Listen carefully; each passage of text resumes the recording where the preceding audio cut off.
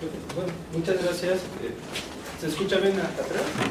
Sí, ok, gracias por la presentación. Es un placer estar aquí y compartir algunas de las últimas trabajos que estamos realizando su servidor y el doctor Rabinovich con respecto a algunas aplicaciones de la teoría de grafos cuánticos en problemas periódicos que estamos abordando. En particular, problemas que abordamos a partir de unas cosas que llamamos grafos cuánticos. Entonces, les quiero presentar unas ideas al respecto. En particular, traté de aterrizar estos conceptos para que fuera un poco más asequible para aquellos que están interesados, por ejemplo, en los nanomateriales o en las propiedades de dispersión de algunos materiales, y también tiene un trasfondo matemático. Entonces, por favor, si tienen alguna inquietud, no duden de interrumpirme en cualquier momento y con gusto yo la respondo. Entonces, dividí la charla en tres partes. Espero que sea suficientemente rápido para que podamos hacer otras cosas y no entretenerlos mucho, pero básicamente aquí vamos a hablar de qué son los grafos cuánticos, algunas cuestiones del espectro que se puede calcular de estos grafos, y lo aterrizamos aquí con respecto a las propiedades espectrales de algunos sólidos cristalinos, en particular del grafeno, y unas últimas cuestiones con respecto a el modelado de impurezas en estos sólidos. Bueno, entonces esta palabra grafo cuántico se debe de entender como un grafo, es decir, una estructura geométrica que tiene ciertas propiedades de regularidad, es decir, de periodicidad, un operador que actúa sobre las aristas de este grafo. Usualmente los operadores... Sí, sí, claro, con gusto. Así. Sí, un operador que actúa sobre estas aristas. Usualmente tratamos el operador de Schrödinger, el estacionario.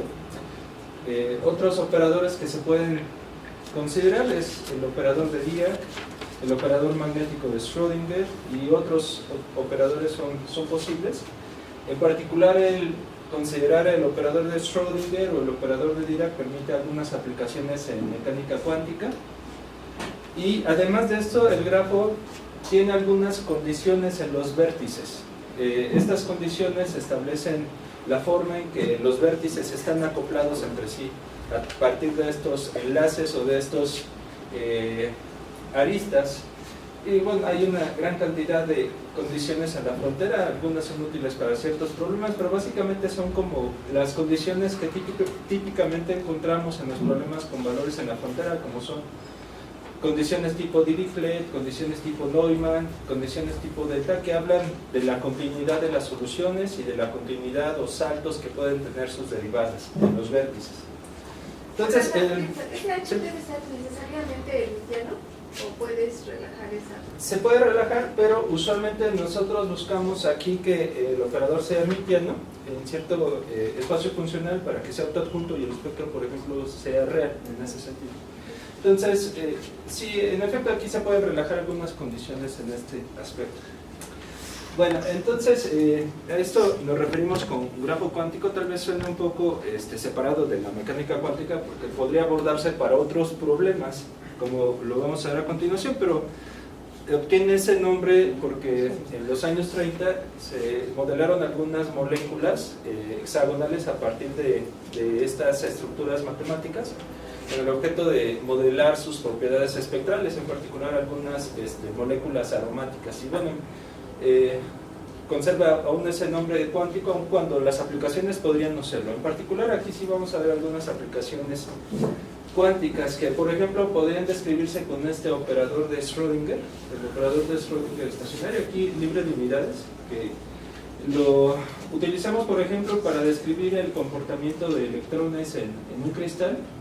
Los electrones sometidos a un potencial, usualmente el potencial que se establece en la red cristalina por medio de los iones que se encuentran formando la red.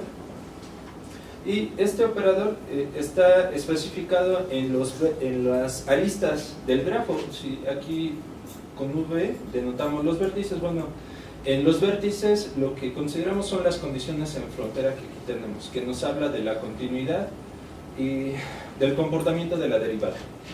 Entonces, aquí en particular, por ejemplo, considerar estas condiciones en la frontera me permite considerar algunos casos. En particular, por ejemplo, si esta alfa vale 0, tendríamos las condiciones tipo Neumann o Kirchhoff-Neumann, que nos da una idea de esa semejanza que tienen estos grafos con las redes de circuitos eléctricos.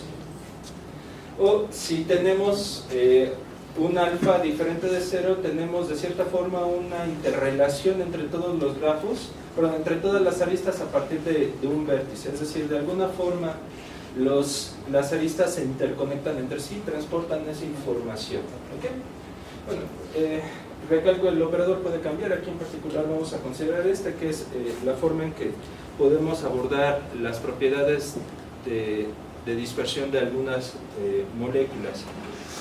Ahora, los grafos suelen utilizarse, por ejemplo, para describir superconductividad en estructuras mesoscópicas, modelar circuitos de alambres cuánticos, guías de onda cuántica, moléculas conjugadas, cristales fotónicos, analizar las propiedades de dispersión de materiales como el grafeno, grafino, grafito y nanotubos, entre otras. Y bueno, aquí está un excelente libro para ver estas aplicaciones.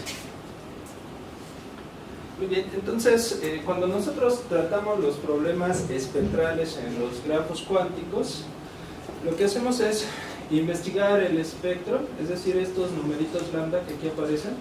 Cuando consideramos un grafo que tiene alguna estructura, consideramos un operador en ese grafo y las condiciones en los vértices. Y usualmente buscamos que esas soluciones pertenezcan a algún espacio adecuado, por ejemplo, el espacio L2 o algún espacio más interesante, ¿no? Entonces, el problema consiste en eso, en encontrar esas soluciones tales que satisfacen esta ecuación. Y los números lambda que aquí aparecen, pues representan el parámetro espectral o los valores del espectro, que en el caso de la mecánica cuántica, lambda tendría el papel de la energía de las partículas cuánticas.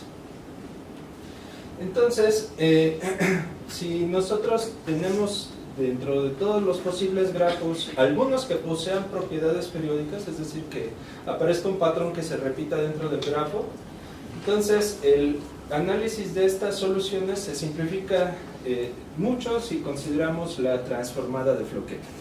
Esta transformada de Floquet es una especie de transformada de series de Fourier, que nos habla de la periodicidad que tienen las soluciones. Aquí la transformada la estamos considerando con respecto a un grupo, es decir, alguna forma en que nosotros consideramos los desplazamientos dentro del grafo, y bueno, tiene su fórmula de inversión correspondiente.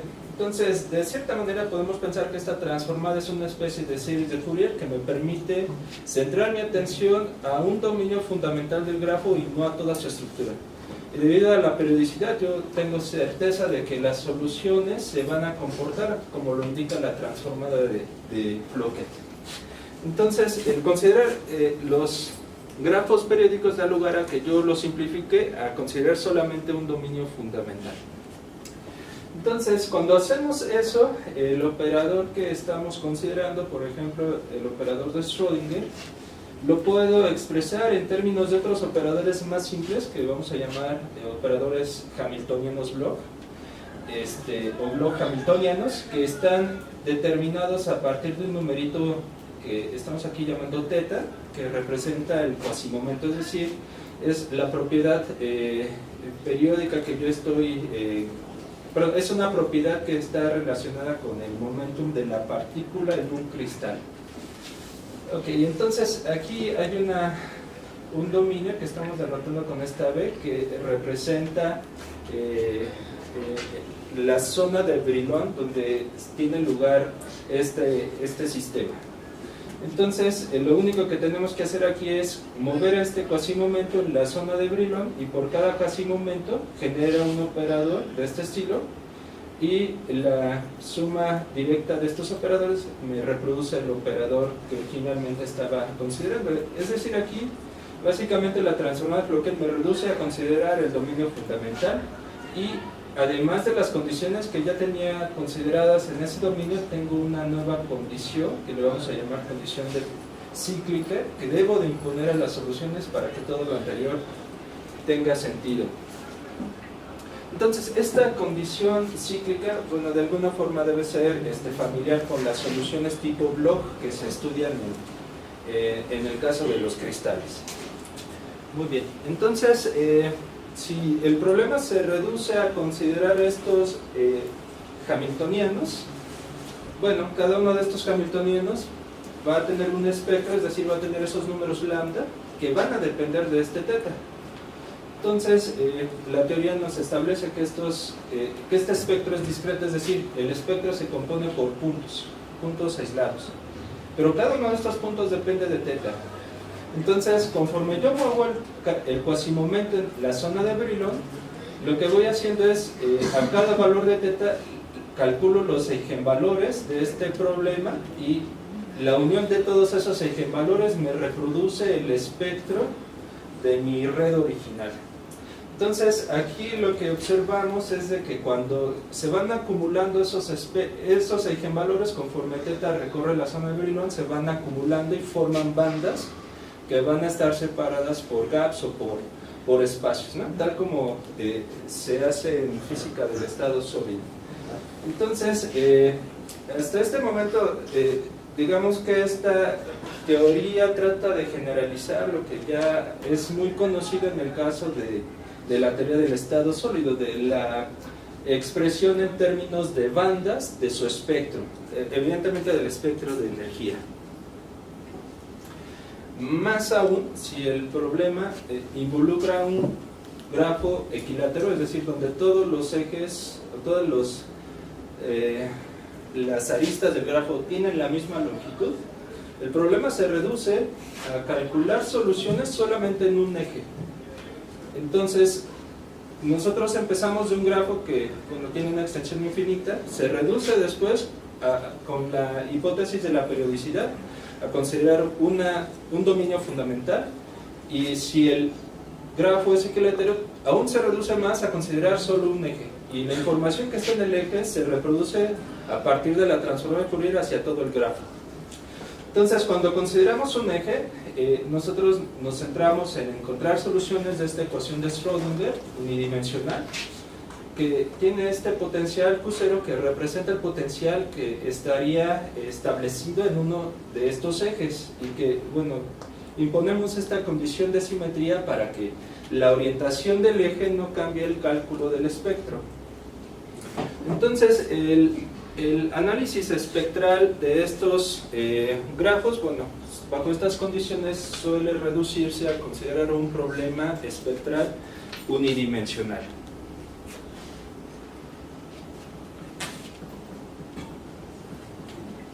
Muy bien, entonces, bajo estas condiciones, el determinar esos números lambda se reduce a encontrar una función de esta forma que depende del parámetro espectral, y esta función depende de una solución de mi ecuación de Schrödinger que tiene que cumplir estas condiciones en la frontera.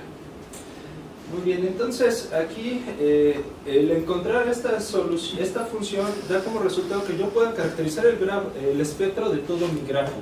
Entonces toda la información espectral del grafo está contenida aquí, la cual se derivó de encontrar soluciones de esta ecuación de Schrödinger. Muy bien, este es el problema que se enfrenta uno: cómo encontrar soluciones de esta ecuación. No siempre es posible encontrar soluciones en forma cerrada o con una fórmula exacta de una ecuación de Schrödinger.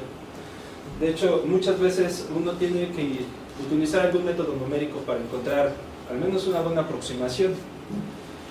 A veces uno corre con la suerte y propone ciertos potenciales que dan lugar a soluciones exactas. Por ejemplo, uno podría emplear el cálculo simbólico de matemática y ver si matemática puede localizar una solución exacta, pero bueno, puede ser que esa solución sea una expresión tremendamente complicada.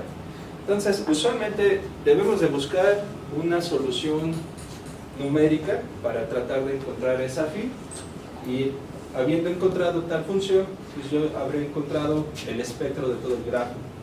Perdón, Víctor, Sí. ¿esa delta qué representa? Es eso. Acá nosotros estamos considerando en el caso inicial, voy a regresar un poco, acá está. Consideramos aquí estas condiciones de frontera que les llamamos condiciones tipo delta. ¿Okay? Entonces, estos números alfa representan, se le conocen como las intensidades de acoplamiento o constantes de acoplamiento que hay entre las aristas. Bueno, si el grafo es periódico... Entonces, este problema formalmente con delta potencial. Sí, es correcto. Aquí estamos considerando que además del potencial que estamos considerando en las aristas, hay deltas de Dirac que están formalmente localizadas en cada punto. Entonces, en cada vértice del grafo. Delta potencial. Hay deltas. Ajá. Es correcto. Entonces, si el grafo es periódico, hay una cantidad que se llama el grado del grafo, que es el número de vértices, de aristas que se conectan a un vértice. Ese número va a ser periódico también. Entonces, esa delta que aquí aparece se calcula a partir de esas intensidades y del grado del grafo. Entonces, de cierta manera aquí traemos esa información de las intensidades de acoplamiento.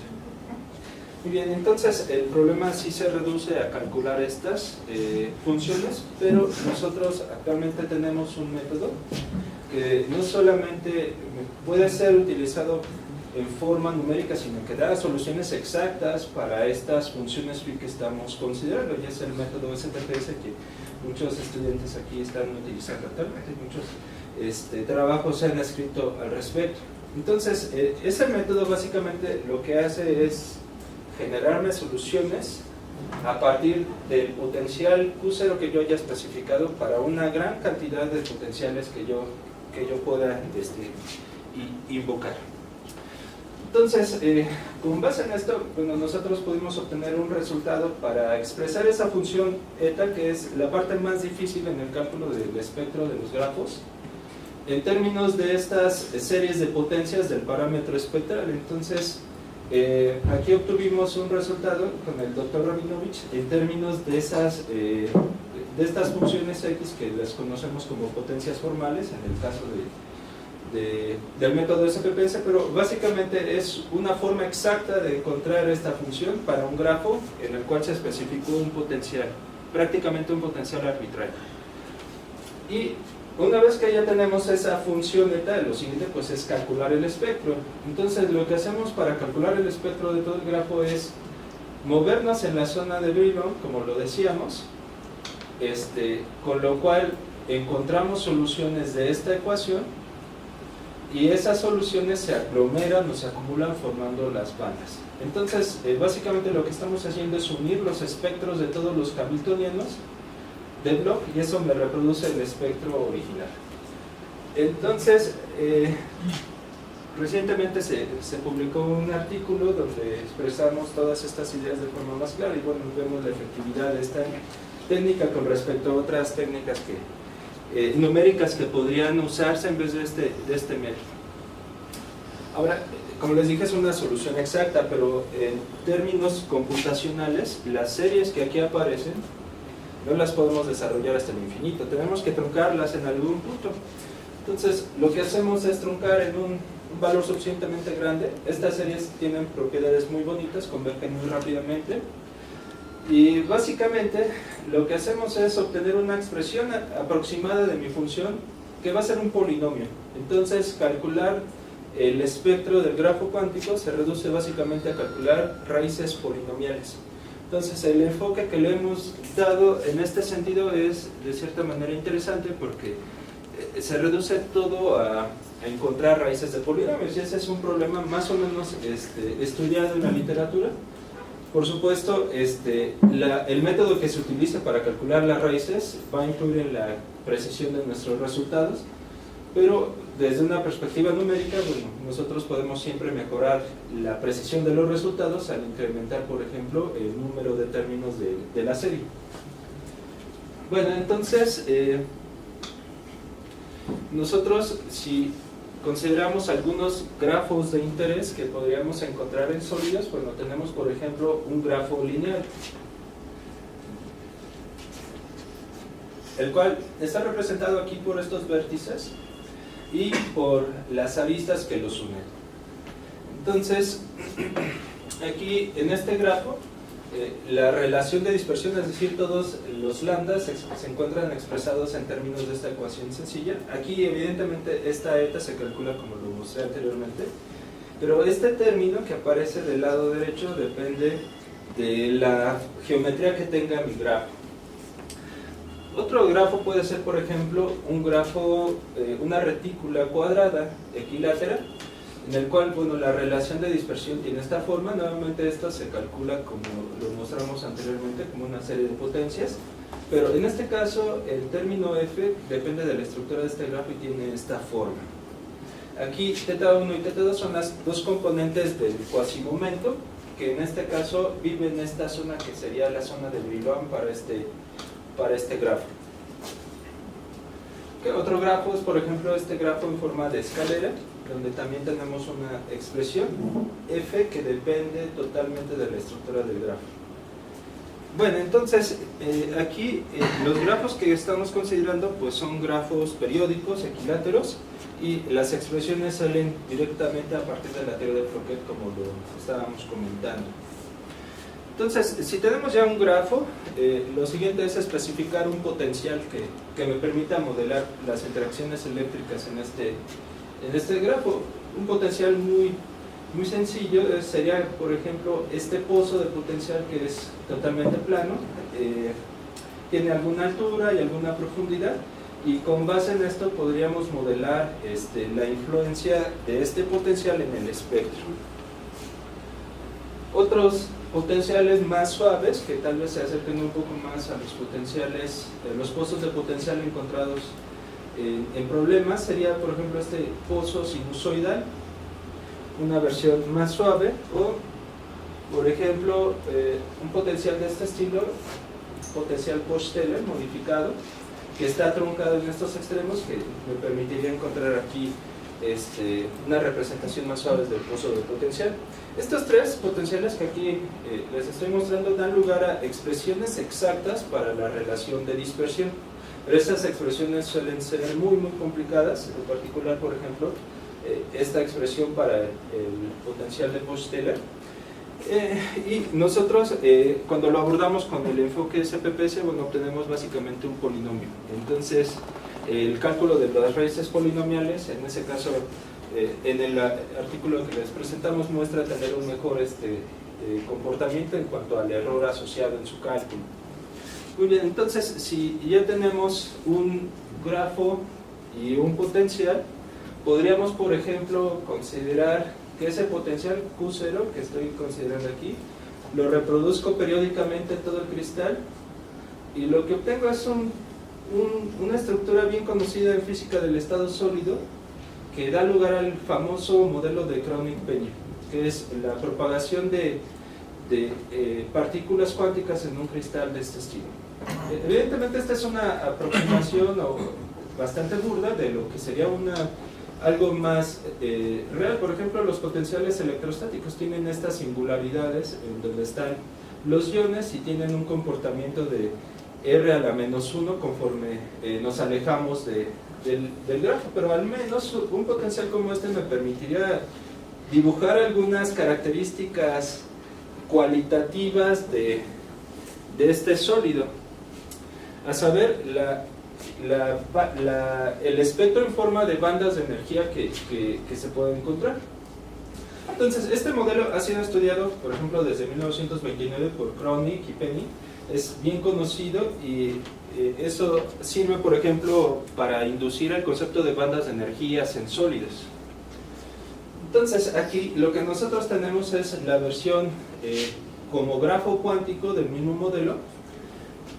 Lo que observan aquí en azul sería la gráfica de la función eta que nosotros calculamos para el potencial especificado, y el lado derecho, que representa el término F, que depende del cristal, va a darme lugar a la definición de las bandas de energía.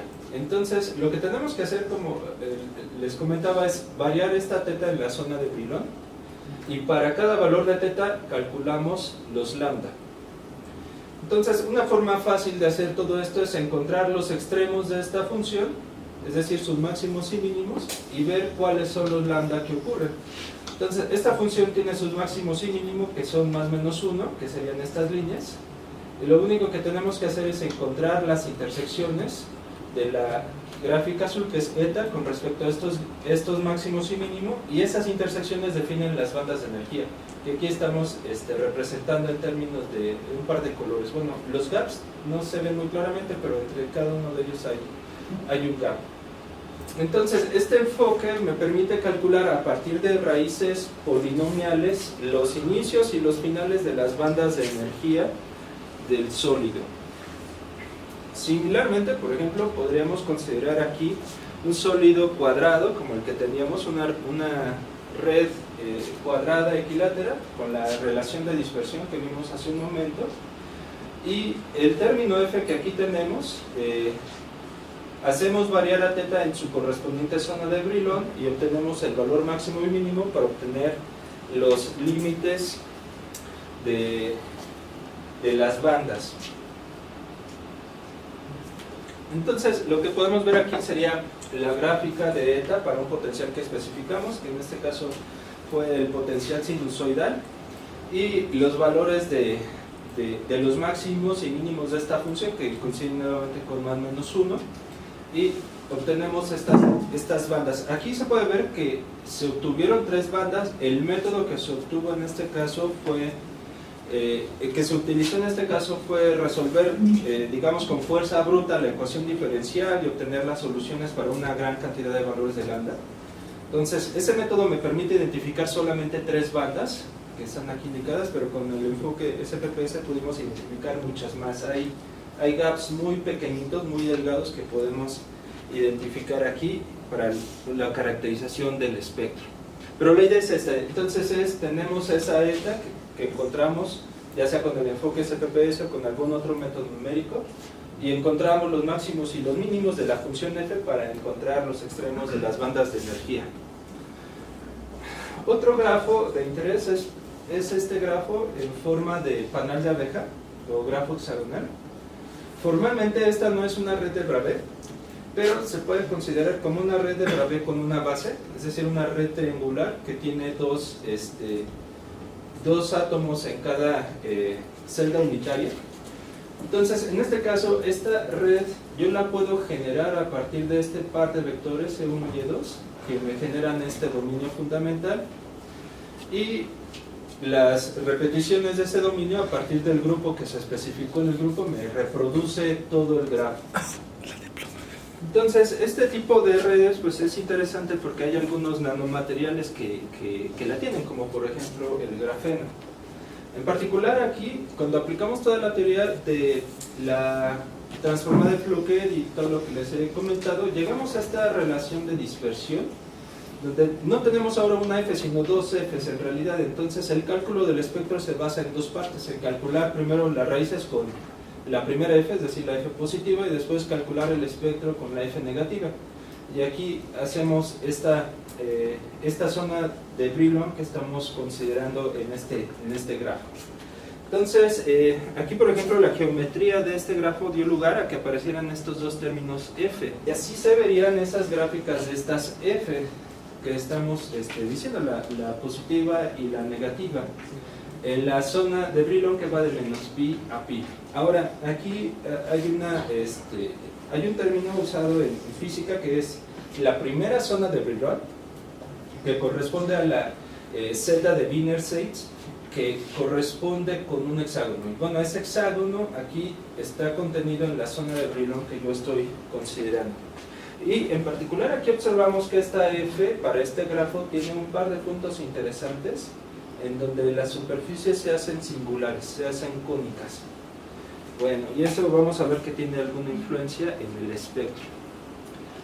Muy bien, entonces a cada grafo existe una red asociada que es la red recíproca, y en este caso la red recíproca se construye a partir de estos dos vectores B1 y B2 que cumplen algunas condiciones de ortogonalidad con la red directa. Bueno, y esta red recíproca que aquí estamos mostrando a los vectores B1 y B2, construimos la celda de Wiener sets que se construye a partir de los bisectores y tiene una forma hexagonal. Entonces, como esta es una celda unitaria también, la reproducción de esta celda genera todo el grafo recíproco y tiene también forma hexagonal, pero está rotada 90 grados con respecto a la red original. Entonces, esta estructura es interesante porque aquí observamos algunos puntos de simetría que usualmente se consideran para calcular el espectro. Entonces, recuerden que yo uso este espacio para mover el cuasimomento. Entonces, cuando yo hago que el cuasimomento siga una trayectoria, bueno, yo tendría una imagen del espectro bajo esa trayectoria. Por ejemplo, en la trayectoria que aquí observamos, que es esta trayectoria triangular, cuando yo calculo el espectro, siguiendo esa trayectoria, tendría este diagrama de espagueti que nos habla de las bandas que tiene este espectro, este sólido. Entonces, una línea que sería la inferior corresponde al cálculo con una F positiva y la otra con la F negativa. Entonces, estas serían las bandas de energía que observaríamos para este grafo. En la horizontal hay... Esta horizontal es la longitud de arco alrededor del contorno que estoy siguiendo. Entonces aquí lo que hago es calculo o parametrizo todo este trayecto triangular KLN, K. Obtengo los valores de cuasimomento y para esos valores calculo el espectro.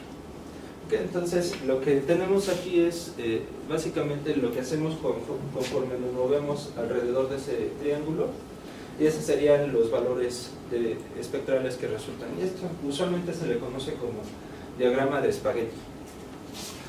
Ahora, la influencia de los puntos singulares que les marcaba está fuera de este hexágono. Entonces pues sería interesante ver qué pasa cuando nosotros ahora nos movemos en la zona de Brillouin, pero tocamos estos puntos singulares.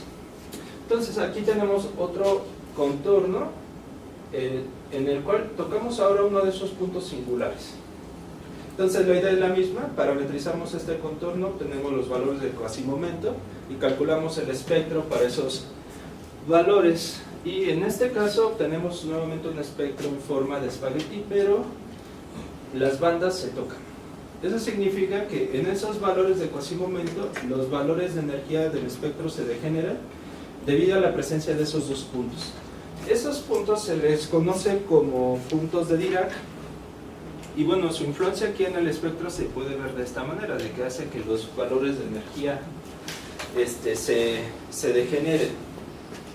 Ahora, usualmente en física del estado sólido hay un modelo ampliamente utilizado para analizar este tipo de estructura, que es el modelo Tank-Binding, o TB, como lo vamos a ver a continuación, que bueno, se emplea para analizar este tipo de estructura, como la que aquí tenemos en forma de hexágono, que representaría un material bien conocido, que es el grafeno.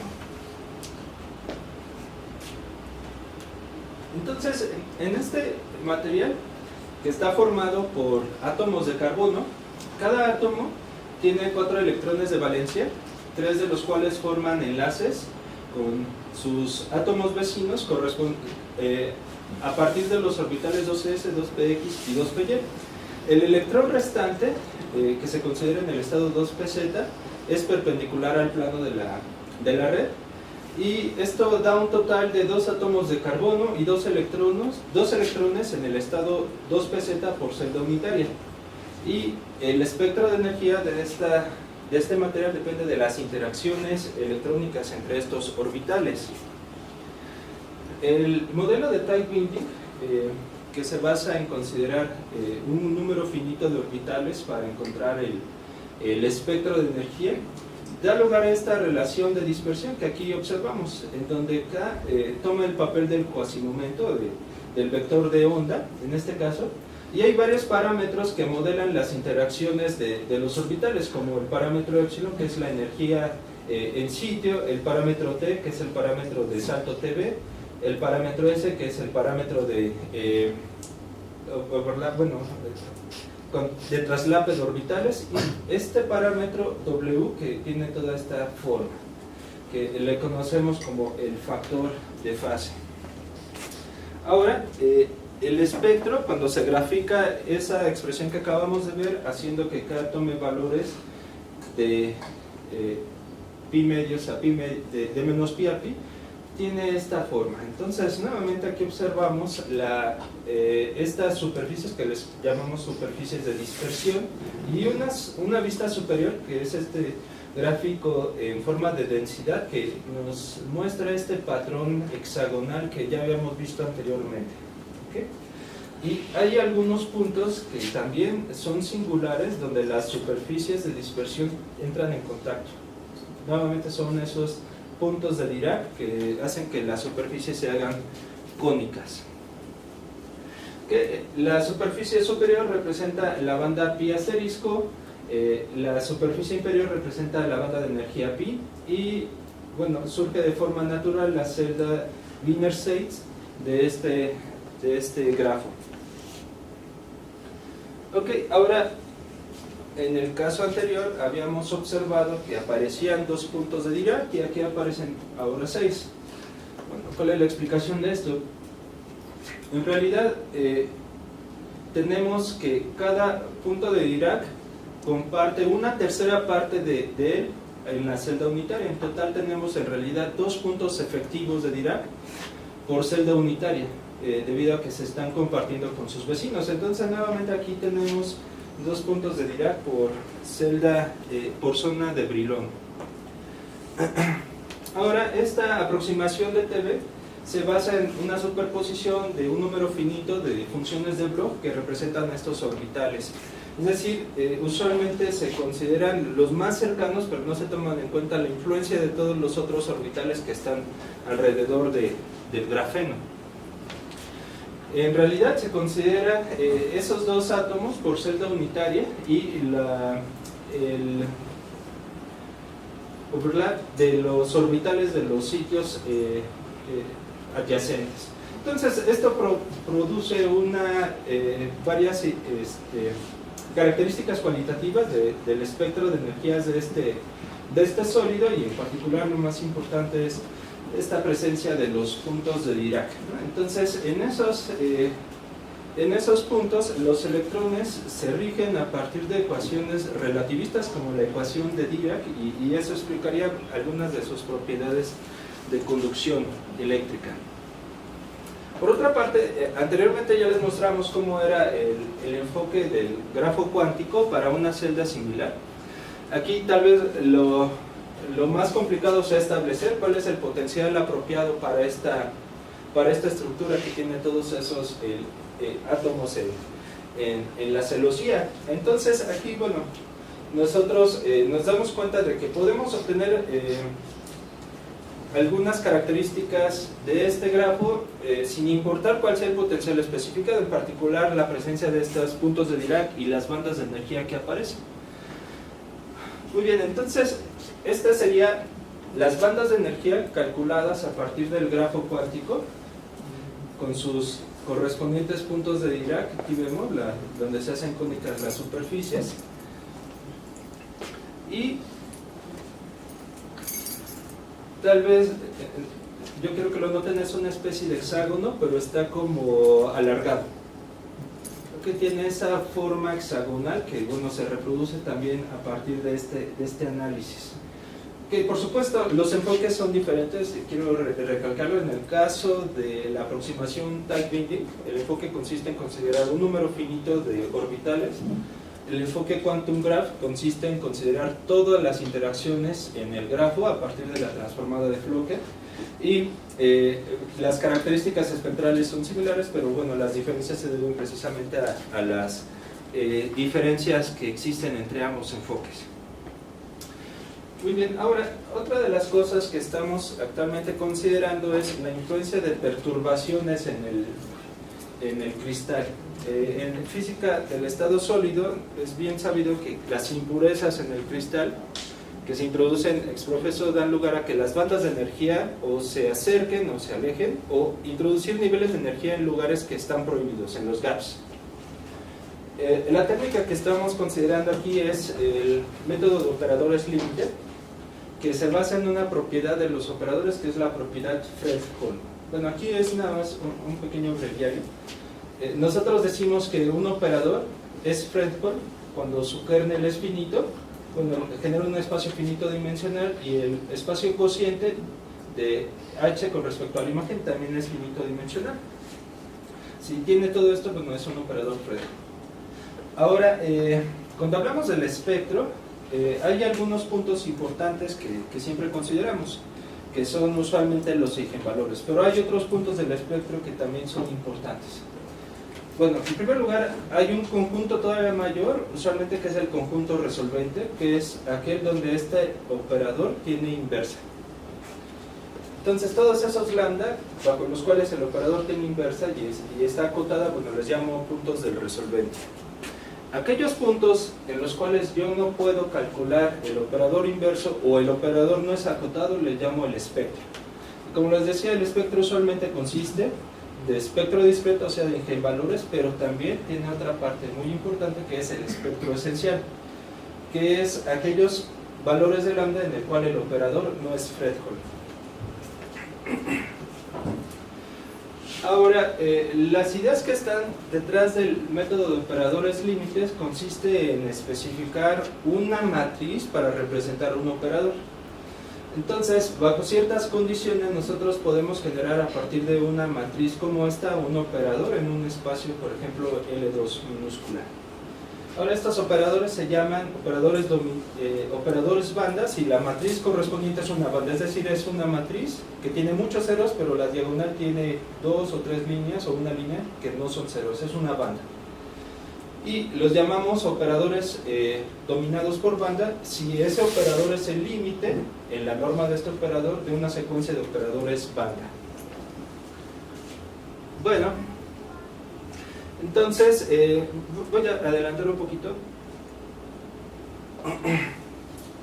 De acuerdo con la teoría de Fredholm, las propiedades Fredholm de un operador dominado en banda dependen del comportamiento de las entradas de la matriz en el infinito, ya que cuando se perturban las entradas de la matriz de forma finita, bueno, el espectro se ve afectado, pero hasta un operador acotado, si no estoy mal. Entonces, realmente las propiedades Fredholm dependen del comportamiento en el infinito de estas matrices. Entonces, si nosotros consideramos una secuencia que tiende hacia el infinito de estas entradas de las matrices, nosotros podemos considerar entonces el límite de estas secuencias, que son inducidas por un operador, como un operador límite con respecto a la secuencia que yo especifique. Bueno, entonces el tener estos operadores límite da como resultado que yo pueda calcular el espectro esencial a partir de la unión de los espectros de todos los operadores límite. Y por supuesto, estas ideas se pueden generalizar para operadores en otros espacios, como por ejemplo en el espacio LP de Zn, con X siendo un álgebra de Banach. Ok, ahora, algo interesante con los operadores límites es cómo podemos modelar las impurezas que estábamos considerando. Es decir, dado un operador de Schrödinger donde nosotros queremos modelar las impurezas, estas deberían de ser modeladas por la función potencial. Entonces, aquí consideramos algunas funciones que vamos a llamar funciones ricas cuando cumplen con este comportamiento en el infinito. Es decir, dada una secuencia que estamos considerando aquí, consideramos la diferencia de estas secuencias con respecto a esta función límite, y si ese límite es cero, bueno, lo que tenemos aquí es un operador, un potencial que cumple con esa propiedad.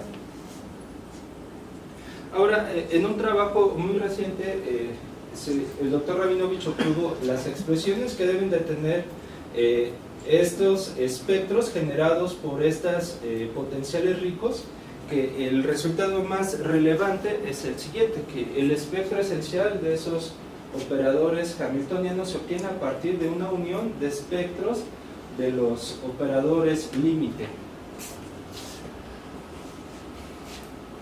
Muy bien, entonces las perturbaciones que estamos considerando son básicamente perturbaciones que les llamamos lentamente oscilantes, es decir, que cumplen con este comportamiento en el infinito.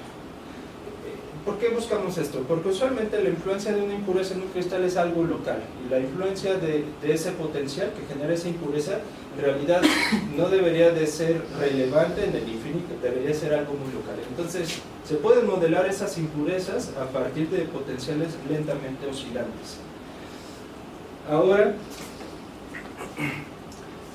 cuando consideramos, por ejemplo, nuestro grafo cuántico con el potencial especificado en las aristas, que ya habíamos dicho que debe ser periódico, y algo que no es periódico y que representa esos potenciales lentamente oscilantes, estamos aquí considerando entonces un espectro generado por la influencia de algunas impurezas y también por la influencia periódica de todo el grafo. Entonces aquí lo que hacemos en este caso es considerar la teoría de operadores límites, porque este potencial ya no es periódico. Como ya no es periódico, ya no puedo aplicar la teoría de transformada de Floquet y todo lo que ya habíamos visto, pero puedo ocupar la parte que tenemos con Q, que sí es periódica, que es el grafo sin perturbación, y considerar los resultados del método de operadores límite. Y ese resultado nos dice que esos operadores límite tienen esta estructura de bandas. El espectro nuevamente tiene una forma de banda. Entonces, aquí lo que estamos considerando es que la influencia de las perturbaciones va a tener como resultado, aquí está, hacer que las bandas originalmente del espectro sin perturbar se hagan más grandes. Eso puede dar como resultado que algunas bandas se traslapen, dando lugar a que los gaps que estaban inicialmente en el espectro sin perturbación se cierren. Por supuesto, esto depende de qué tan intensa sea esa oscilación, es decir, qué tan intensa sea la influencia de la perturbación en el grafo. Pero hay formas de estimarlo a partir de los valores límite que toma la función potencial perturbadora, a partir de lo cual podemos saber si todas las bandas del espectro se van a cerrar y van a dar como resultado un espectro continuo. Entonces, estos son algunos resultados que actualmente estamos considerando con respecto a los métodos numéricos que podemos tener aquí, las posibles aplicaciones en la física del estado sólido. Entonces, ya como conclusiones, nosotros podemos calcular el espectro de los grafos sin perturbaciones usando el método CPPS, pero también podemos calcular el espectro de los grafos con las perturbaciones lentamente oscilantes por medio del método de operadores límite.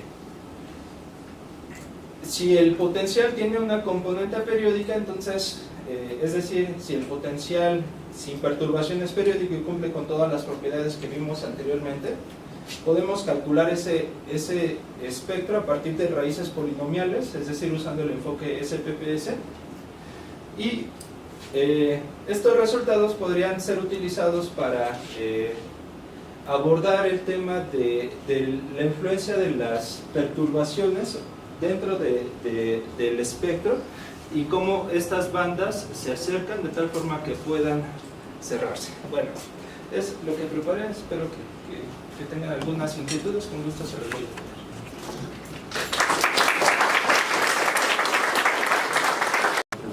Sí. En tu diapositiva anterior a las conclusiones mencionas que de acuerdo a posibilidades bandas en Sancho de sus efectos. ¿Cómo aparecería tu solución cuando se crean niveles discretos de la banda pequeña? ¿Cómo se vería la solución? Sí. Ajá. Cuando aparecen niveles discretos dentro del banco. Ok. Cuando consideramos el grafo sin perturbaciones, El grafo, además de poseer ese espectro en forma de bandas, también tiene algunos espectros, tiene un espectro discreto, pero esos eigenvalores caen exactamente dentro de las bandas. Entonces tenemos básicamente bandas de energía, no tenemos ahí eigenvalores dentro, pero es posible que bajo algún potencial lentamente oscilante puedan aparecer espectros discretos dentro de las bandas. Eso sí es posible. Ahora, ¿cómo se verían las superficies? Todavía no tenemos algún resultado. Aquí lo que podemos mostrar es cómo son los extremos de las bandas que se generan, que digamos es uno de los parámetros importantes de saber en dónde van a estar localizadas las bandas, pero la forma exacta que va a tener esa, por el momento no podría dar una respuesta. Sí. ¿Sí? ¿Más preguntas? Las perturbaciones también se consideran que son periódicas en el grafo. No. Son Sí. iguales. Sí, es correcto. Y esta característica que su potencial sea lentamente oscilante, ¿por qué decimos que es lentamente comparado con qué? ¿O por qué se le llama así? Bueno, se ocupan estos potenciales lentamente oscilantes para poder ocupar toda la teoría del método de operadores límite. ¿Ok? Ahora, si ustedes lo notan, aquí no estamos abordando el tiempo. ¿Ok? No están oscilando con respecto al tiempo, es nuestra ecuación de Schrödinger estacionaria. ¿Con respecto a qué oscila? Con respecto a las variables de posición dentro del cristal. ¿Ok? Entonces, mientras oscile más lento, digamos, es mejor. ¿A qué se refiere esto? La influencia de esa oscilación básicamente es nula conforme te alejas de la perturbación. ¿Cómo son esas funciones? Voy a salir un poquito para tratar de responderte.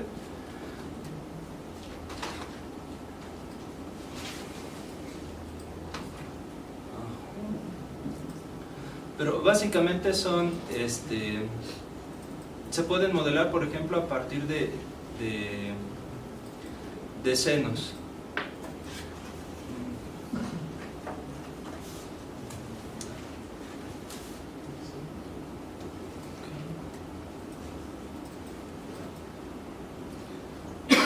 Bueno, debí de haber traído una gráfica de esto.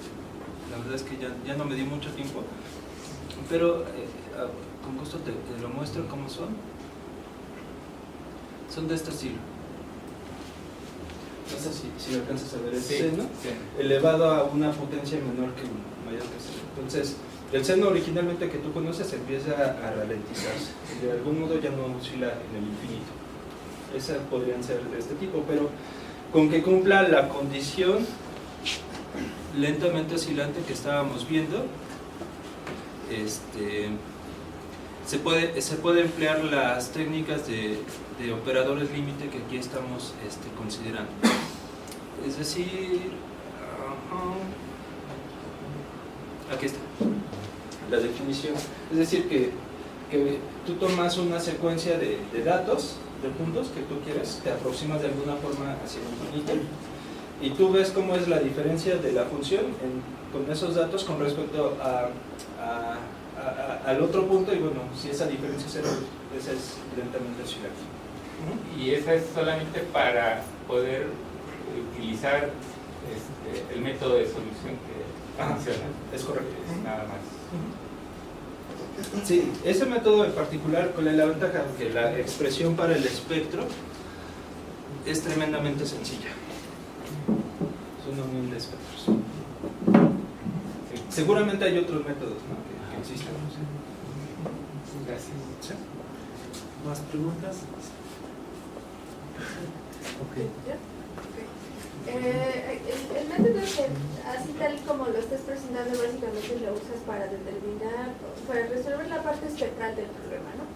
Pero ¿qué hay de la parte vectorial? Es decir, las funciones de onda y lo que se puede calcular con ellas, como índices de refracción o algunos coeficientes de transmisión o cosas por el estilo. Bueno, estas propiedades espectrales permiten calcular el espectro en L2, es decir, funciones que representarían aquí amplitudes de probabilidad, básicamente. Las características de scattering no las he considerado por el momento. Seguramente puede haber alguna aplicación de esto en términos de grafos cuánticos, pero bueno, por el momento no lo hemos considerado. Ciertamente el caso del grafeno es interesante bajo una perspectiva óptica, es decir, cómo es la transmisión de la luz bajo esto. Por el momento, lo que estamos aquí considerando, hemos trabajado, es la influencia de los potenciales en la estructura de bandas de energía. Sin embargo, las bandas de energía también determinan las características ópticas de los sólidos. Más allá de eso no nos hemos adentrado. Mientras tanto, ha sido el ámbito computacional para abordar este tipo de problemas de una forma un poco más sencilla. Y el problema espectral, por ejemplo, pero en el caso no de una red infinita, sino considerando un número finito de celdas, también es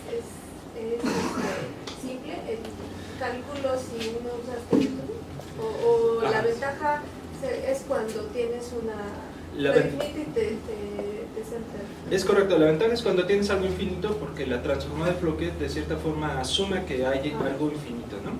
Ahora, si tuvieras algo finito, deberías de especificar condiciones de frontera en los extremos. Y bueno, en teoría se podría hacer. A partir de esto hay una gran cantidad de trabajos donde se abordan grafos formados por una pequeña cantidad de vértices y de aristas donde se aproxima esto. No solamente periódicos, sino en realidad grafos de cualquier. Que serían las aplicaciones en términos de alambres cuánticos. Bueno, algunos problemas de alambres cuánticos se basan en eso. Aquí, por ejemplo, en ese caso, el método SPPS podría usarse para encontrar soluciones individuales en cada extremo, en cada arista, y buscar la continuidad de alguna forma con las condiciones en los pocos vértices que existen.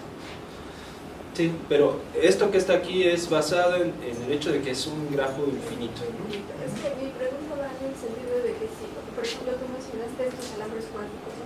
Pero se pueden construir, por ejemplo, circuitos lógicos desde el punto de vista de la información cuántica, ¿no? Tienes un número finito de sistemas, tú vas a meter información ahí y entonces quieres hacer un análisis de cómo se comporta, de si tú metes, por ejemplo, la información en un canal, si hay un cierto traslape, en dónde vas a obtener, por qué canal vas a obtener la información, y si hubo un cruce de información debido al traslape de los estados, etcétera, etcétera.